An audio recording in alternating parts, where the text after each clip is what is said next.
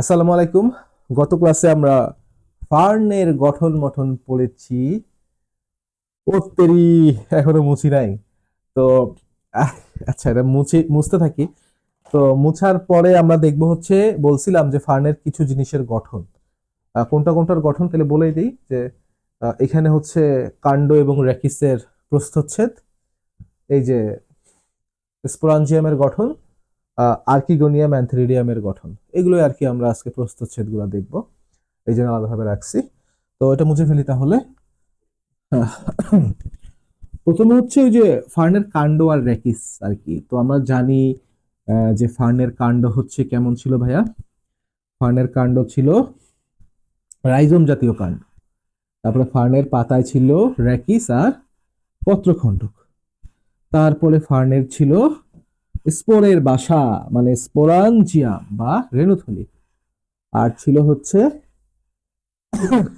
তোমার অ্যান্থেরিডিয়াম আর্কিগোনিয়াম। তো প্রথমে যদি আমরা আসি ফার্নের রেকিস বা কাণ্ড, এদের প্রস্থচ্ছেদ মোটামুটি একই রকম, আলাদাভাবে অত সময় নষ্ট করার দরকার নাই। রেকিসের প্রস্থচ্ছেদ, কাণ্ডের প্রস্থচ্ছেদ সেম। রেকিস আর কাণ্ড কিন্তু সেম জিনিস, সেটা বলছি না আমি। রেকিসের প্রস্থচ্ছেদ আর কাণ্ডের প্রস্থচ্ছেদ অলমোস্ট সেম। তো প্রস্থচ্ছেদ করলে কি পাবা তুমি দেখো। এবার যদি প্রস্থচ্ছেদ করি, একেবারে বাইরের দিকে তুমি একটা লেয়ার পাবা এরকম। হ্যাঁ, প্রস্থচ্ছেদ করলে বুঝছো তো ভাই, প্রস্থচ্ছেদ তো আমরা বুঝি যে কাণ্ডটা নিয়ে রেকিসটা নিয়ে এভাবে কেটে ফেলছি। একবারে বাইরের এই লেয়ারটাকে বলা হয়, আমরা জানি, এপিডার্মিস। এপিডার্মিস ইউজুয়ালি তৈরি হয় প্যারেনকাইমা জাতীয় কোষ দিয়ে। প্যারেনকাইমা জাতীয় কোষ দিয়ে এপিডার্মিস তৈরি হয়। হ্যাঁ, এপিডার্মিস মেড অফ প্যারেনকাইমা। এই এপিডার্মিসের ভিতরে দেখো, এখানে আমি আরেকটা লেয়ার পাবো।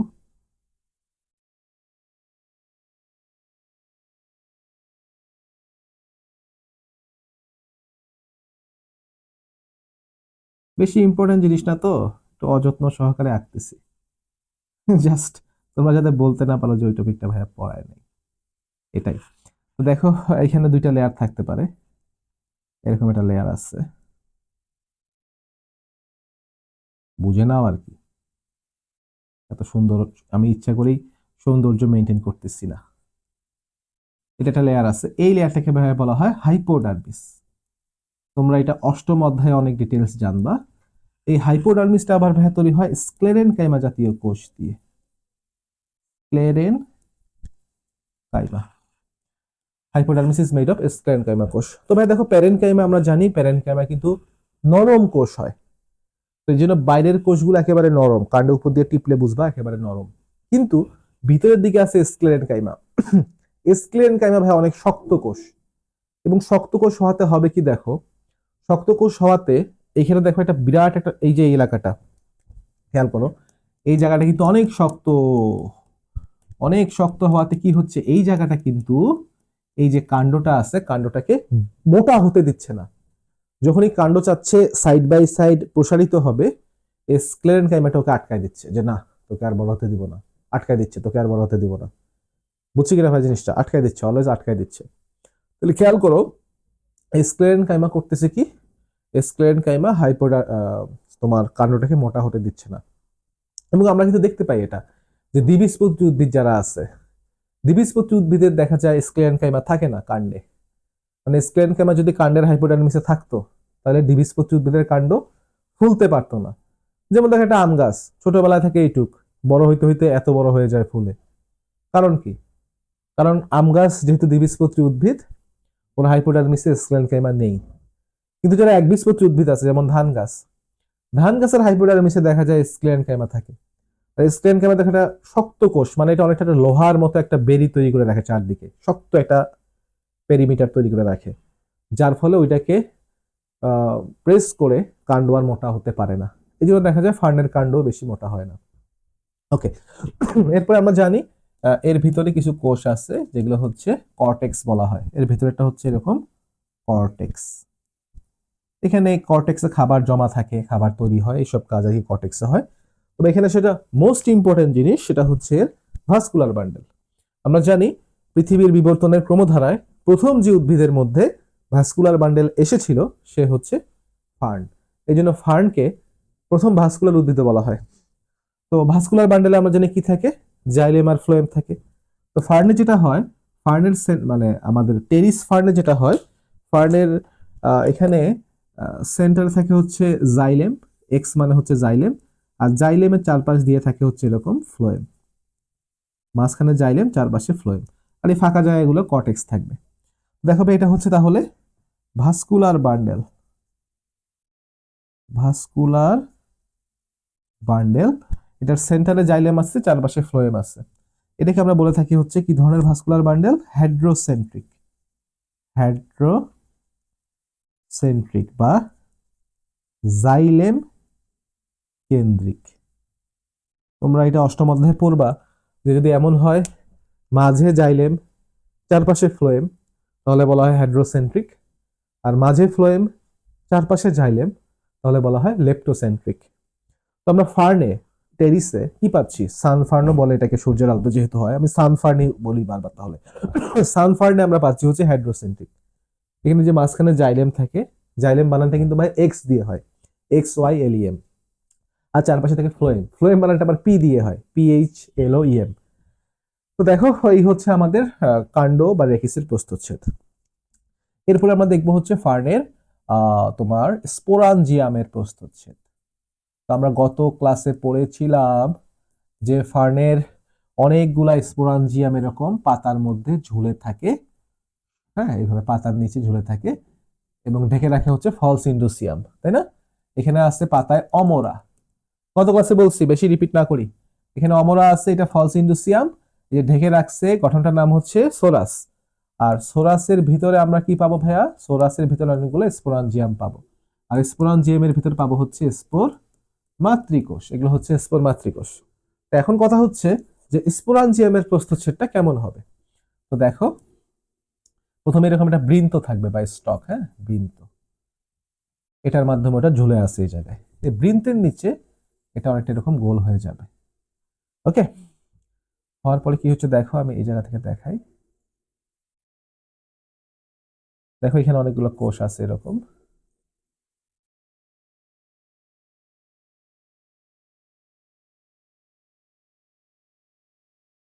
কোষ আছে, হ্যাঁ মাঝখানে নিউক্লিয়াস দিয়ে বুঝাই দিচ্ছে এটা হচ্ছে কোষ। এখন এই যে ভাই কোষগুলো আছে, এই কোষগুলোর মধ্যে কিছু কোষ আছে যাদের প্রাচীর অনেক পুরু, হ্যাঁ দেখো এই কোষগুলোর প্রাচীর আমি পুরু করে দিচ্ছি, 14 বার দাগ দিয়ে দিয়ে প্রাচীর পুরু করে দিচ্ছি।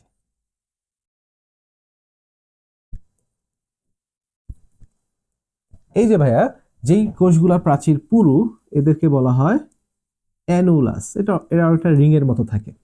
আর দেখো এই কোষগুলোর প্রাচীর কিন্তু ভাইয়া পাতলা, এই কোষগুলোকে বলা হয় স্টোমিয়াম। তাহলে অ্যানুলাস আর স্টোমিয়ামের প্রথম পার্থক্য হচ্ছে অ্যানুলাসের প্রাচীর পুরু, স্টোমিয়াম যেটা আছে স্টোমিয়ামের প্রাচীর পাতলা। দ্বিতীয় পয়েন্ট কি, দ্বিতীয় পয়েন্ট হচ্ছে অ্যানুলাস এটা হয় পানিগ্রাহী, মানে ও যদি কোথাও পানি পায় সেই পানিকে ও চুষে ফেলে। স্টোমিয়াম হয় পানি ত্যাগী, মানে ও পানি ক্ষরণ করে। তাহলে দেখো একজন পানিকে টেনে ভিতরের দিকে প্রবেশ করায় ফেলে, দেখো এ করতেছে কি ভাই, পানিটাকে ভিতরের দিকে প্রবেশ করায় নিচ্ছে, এটা হচ্ছে অ্যানুলাস, এই কোষগুলা প্রাচীর পুরু। আরেকজন যে স্টোমিয়ামের কোষগুলো এ আবার পানিকে বাইরে বের করে দিচ্ছে। তাহলে দেখো একটা কোষ যদি এইভাবে পানি ক্ষরণ করে, যে পানিকে ঠেলে বাইরে পাঠায় দিচ্ছে, তাহলে সেই কোষটা ভাই আস্তে আস্তে শুকনা হয়ে যাবে। দেখো অ্যানুলাস থাকবে আর্দ্র অবস্থায় আর স্টোমিয়াম থাকবে শুষ্ক অবস্থায়। এখন আমরা জানি একটা জিনিস যদি বেশি শুষ্ক হয়ে যায় একটা পর্যায়ে সে ঠাস করে ফেটে যাবে, একটা পর্যায়ে কি হবে, সে ঠাস করে ফেটে যাবে। যখন এটা ঠাস করে ফেটে যাবে তখন এই যে এর ভিতরে ভাই বলছিলাম স্পোর মাতৃকোষগুলো আছে, আমি 2n দিয়ে বোঝাচ্ছি স্পোর মাতৃকোষ। কয়টা থাকে ভাই, 16টি, 16টি স্পোর মাতৃকোষ থাকে। সেই মাতৃকোষ দেখো অ্যানুলাস কিন্তু ভাই ভেজা আর্দ্র নরম সরম কোষ, আর এই কোষগুলো একেবারে শুকনা স্টোমিয়ামের গুলা। তো স্টোমিয়াম ভাই কি হবে, বেশি শুকায় গেলে একটা পর্যায়ে স্টোমিয়াম ঠাস করে ফেটে যাবে কোষগুলা। এই কোষগুলা ফাটলে ভিতরে যে স্পোর মাদার সেল আছে এসএমসি, স্মার্ট মানি কনসেপ্ট। ও তেরি, এসএমসি, আচ্ছা আচ্ছা, এসএমসি মানে হচ্ছে spore mother sell. Spore mother sell গুলো এখান থেকে বের হয়ে যাবে। এই হচ্ছে ভাই আমাদের আমাদের তো না, ফার্নের স্পোরাঞ্জিয়ামের গঠন। স্পোরাঞ্জিয়ামের পরে আসতেছে হচ্ছে আর্কিগোনিয়াম আর অ্যান্থেরিডিয়াম। তো দেখো প্রথমে আমরা আর্কিগোনিয়ামটা দেখি। আর্কিগোনিয়াম, আর্কিগোনিয়াম মানে হচ্ছে আমরা জানি যেখানে ডিম্বাণু থাকে, এবং আর্কিগোনিয়াম হচ্ছে আসলে স্ত্রী স্তবকের গরিব ভার্সন। আমি তোমাদের বলেছি যে ফুলে 5টা অংশ, পুষ্পাক্ষ, বৃতি দল, স্ত্রী স্তবক, পুংস্তবক। তো যারা নিম্নমানের উদ্ভিদ আছে তাদের তো স্ত্রী স্তবক থাকবে না, এই স্ত্রী স্তবকের একটা গরিব ভার্সন থাকবে, সেটাই হচ্ছে আর্কিগোনিয়াম। তো আর্কিগোনিয়াম বা স্ত্রী রেণুথলি এটা কিন্তু বহুকোষী হয়। তাহলে কিভাবে বহুকোষী হয় আমরা দেখি। এই হচ্ছে মনে করো ডিম্বাণু, এই হচ্ছে ডিম্বাণু। এখন ফার্ন কিন্তু মোটামুটি মধ্যবর্তী একটা উদ্ভিদ, একেবারে নিম্ন শ্রেণীর না, শৈবাল ছত্রাক না, তাই ওর ডিম্বাণুকেও একা একা রাখবে না। এই ডিম্বাণুর সাথে দেখো এরকম কিছু সহকারী কোষ থাকবে। এই সহকারী কোষগুলো এখানে দুইটা অংশ গঠন করছে দেখো। একেবারে নিচে ডিম্বাণু আছে, উপরের অংশটাকে বলা হচ্ছে গ্রীবা, আর এই নিচের অংশটাকে বলা হচ্ছে, দেখো কিরকম ওর বডিটা, গ্রীবা, গ্রীবার নিচে হচ্ছে পেট। মানে দেখো প্রথমে হচ্ছে গলা, গলার নিচে বুকটুক নাই কিন্তু পেট, আর পেটের নিচে ডিম্বাণু। গলা, পেট, ডিম্বাণু। তাহলে দেখো এটা একটা নলের ভিতর আছে, এইভাবে আমরা একটা নলের মতো করে দেই। হ্যাঁ, এরকম কোষ আছে এদিক দিয়েও। যাক, এটা জাস্ট হচ্ছে আবরণী কোষ, ওটা অত ইম্পর্টেন্ট না আমাদের জন্য। খেয়াল করো, দেখো এখানে কি হচ্ছে। দেখো ছবিটা দেখলে তোমরা ঠাহর করতে পারছো যে চারপাশে আবরণ দিয়ে ভিতরে একটা নলের মতো তৈরি হয়েছে। এই নলের একেবারে নিচে আছে হচ্ছে ডিম্বাণু। এবং দেখো এই যে নলটা, নলটার দেহে দুইটা অংশ, নলটার কোনো মাথা নাই, পা নাই, বুক নাই, নলের খালি দুইটা অংশই আছে। একটা হচ্ছে ঘাড়, সরি গলা বা গ্রীবা, একটা হচ্ছে উদর। তো গ্রীবায় যে কোষগুলো আছে এদের বলা হয় গ্রীবা নালিকা কোষ, আর উদরের কোষগুলোকে বলা হয় উদরীয় নালিকা কোষ। বুঝতে পারছো কিনা? এই হচ্ছে আমাদের, আমাদের না আবারও আমাদের বলি ফার্নের, ফার্নের আর্কিগোনিয়াম। দেখো ডিম্বাণুর বাসা কত সুন্দর দেখতে, নলাকার একটা বাসা। সেই বাসার একেবারে শেষ রুমে থাকে হচ্ছে ডিম্বাণু। ডিম্বাণুর ওই নলটার মধ্যে একটা ঘাড় আছে, গলা আছে, একটা পেট আছে। এরপরে আমরা দেখবো অ্যান্থেরিডিয়াম। তবে ভাইয়া অ্যান্থেরিডিয়ামের কোনো ছবি আমি আঁকবো না, বিকজ অ্যান্থেরিডিয়ামের ছবি আঁকাটা অনেক দরকারই নাই কোনো। অ্যান্থেরিডিয়ামকে আমরা চাইলে এভাবে কাগজ দিয়ে বানায় দেখাইতে পারি। এই যে আমার কাছে কাগজ আছে, আমি কাগজ দিয়ে আজকে তোমাদের ফার্নের অ্যান্থেরিডিয়াম, অ্যান্থেরিডিয়াম হচ্ছে পুরুষ স্তবক এর গরিব ভার্সন। যে আমাদের আবৃতবীজী উদ্ভিদে যে পুংস্তবক থাকে সেটার গরিব ভার্সন হচ্ছে অ্যান্থেরিডিয়াম, সেটা আমরা ফার্নে দেখতে পাই। তাহলে আসো আমি ফার্নের পুরুষ স্তবকটা বানাই তোমাদের, দেখো তোমরা বাসায় এটা বানাবা সবাই, আমি ক্লাসে বানাচ্ছি। দেখো প্রথমে কাগজটাকে নিয়ে ভাঁজ করলাম, ভাঁজ করে দেখো একটা বলয় তৈরি করতেছি, আমি রিং তৈরি করতেছি। দেখো বলয়, একটা বলয় তৈরি করলাম। এবার আমি সেকেন্ড আরেকটা বলয় তৈরি করব। সবাই মনোযোগ দিয়ে দেখো, বারবার তো করতে সবাই বাসায়। এই যে জাস্ট কাগজ দিয়ে তোমরা একটা অ্যাসাইনমেন্ট হিসেবে নিতে পারো রাহাতুল ইশাক টিউটোরিয়ালস থেকে। আরেকটা বলয় তৈরি করলাম, দুইটা বলয়।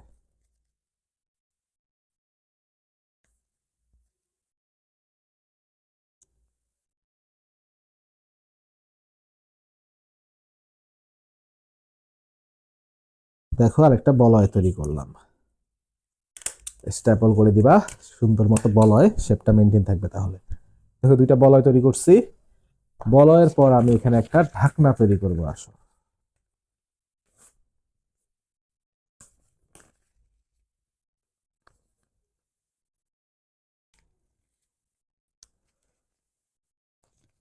হ্যাঁ, এদেরকে ঢাকার একটা ঢাকনা তৈরি করছি। আমার এক্সটার্নাল আর্কিটেকচার বানানো শেষ। এবার আমার অ্যান্থেরিডিয়ামে কি থাকবে বলতো ভাইয়া? অ্যান্থেরিডিয়ামে থাকবে হচ্ছে অনেকগুলো শুক্রাণু, এবং আমরা জানি যেহেতু ওর শুক্রাণু একা একা থাকে না, তাই চারপাশে কিছু আবরণ থাকবে। তাহলে দেখো আমি এখন শুক্রাণু নিয়ে আসি। সত্যি শুক্রাণু কেমনে নিয়ে আসবে? শুক্রাণুর মতো অন্য কিছু নিয়ে আসি, দাঁড়াও। শুক্রাণুর মতো কি আনা যায় এখান থেকে? শুক্রাণু, উম, আহ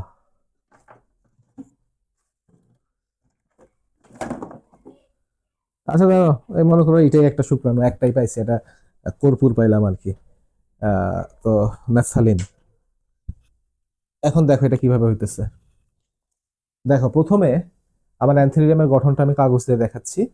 দেখো এরকম একটা বলয় আকার কোষ থাকে, বলয়ের মতো, মানে রিং এর মতো আর কি, হাতের রিং। এই যে আরেকটা বলয় আকার কোষ, আর এই হচ্ছে আমার কি ভাই বলতো, ঢাকনা কোষ।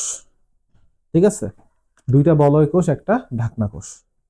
দেখো এই যে একটা বলয় কোষ আছে, আমি এর উপর আরেকটা বলয় কোষ দিলাম। কয়টা বলয় কোষ হলো তাহলে ভাইয়া? দুইটা, তাই না? একটা বলয় কোষ আর একটা বলয় কোষ, দুইটা বলয় কোষ হলো। বলয়, বল অন্তস্থ অ, বলয় কোষ। এবার দেখো মাঝখানে যে জায়গাটা তৈরি হয়েছে, এখানে আমি শুক্রাণু দিয়ে দিব। এখানে আমি দিব বেসিক্যালি শুক্রাণু মাতৃকোষ, সংখ্যা হচ্ছে 20 থেকে 50টি, মনে রাখো। এরপরে আমি এটাকে এই ঢাকনা দিয়ে ঢেকে দিব। ব্যাস, ঝটপট তৈরি হয়ে গেল ফার্নের অ্যান্থেরিডিয়াম, মানে পুরুষ স্তবক। বুঝা গেছে ভাইয়া? তাহলে একবার ডিঅ্যাসেম্বল করি। এই দেখো, আবার অ্যাসেম্বল করতেছি, দেখো তোমরা। দেখো এটা হচ্ছে বলয় কোষ, এই হচ্ছে আরেকটা বলয় কোষ, ভিতরে দিয়ে দিব শুক্রাণু মাতৃকোষ, আর উপরে একটা ঢাকনা কোষ। তাহলে ফার্নের অ্যান্থেরিডিয়ামে দুইটা বলয় কোষ থাকে, আরেকটা ঢাকনা কোষ থাকে, আর ভিতরে থাকে শুক্রাণু মাতৃকোষ। তাহলে আসলে লিখে দিচ্ছি, শুক্রাণু মাতৃকোষ থাকে হচ্ছে 20 থেকে 50টি। আর আবরণের মধ্যে কি থাকে ভাই? দেখো আবরণে থাকে হচ্ছে বলয় কোষ দুইটি, আর উপরে ঢাকনা কোষ একটি। বুঝতে পারছি কিনা ভাই জিনিসটা? এই হচ্ছে ফার্নের অ্যান্থেরিডিয়াম। তো আশা করি সবাই ক্লিয়ার। এই চারটা জিনিসের প্রস্থচ্ছেদ: rachis, sorus, sorry rachis, sporangium, archegonium, antheridium. Thank you সবাইকে। আমাদের ষষ্ঠ অধ্যায়ের ক্লাস পুরোপুরি সমাপ্ত হলো আজকে, আলহামদুলিল্লাহ।